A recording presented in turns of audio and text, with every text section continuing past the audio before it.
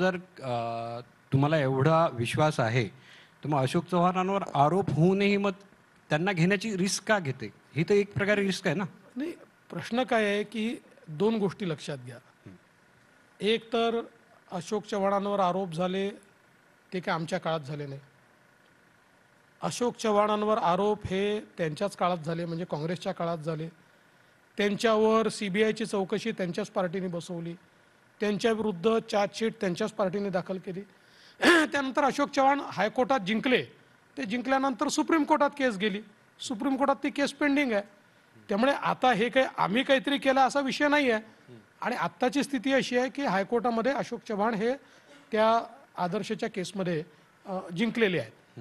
अशा परिस्थितीमध्ये त्यांच्यासारखा एक मजबूत नेता हा जर आमच्यासोबत येत असेल, त्यांच्या कारणाने मराठवाड्यात ताकद आमची वाढेल. मग आम्ही काय घेऊ नये? पण आम्ही दुसरीकडे घेतला. कमी नाही होऊ शकत, म्हणजे दुसरीकडे रिस्क नाही, त्याचा काही दुसरीकडे फरक झाला तर?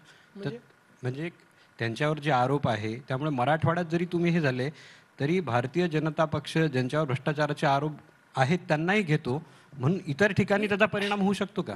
मला याकरता वाटत नाही की पहिली गोष्ट तर जे आमच्यासोबत येतात त्यांना आम्ही घेतो.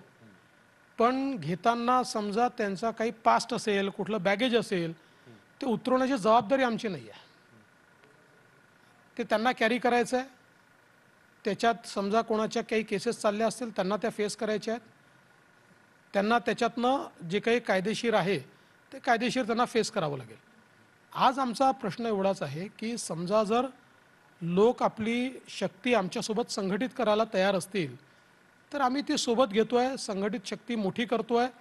आम्हाला असं वाटतं की मोदीजींच्या नेतृत्वात जर जमिनीशी जुळलेले लोक आपल्यासोबत येत आहेत तर त्यांना सोबत ठेवलं पाहिजे.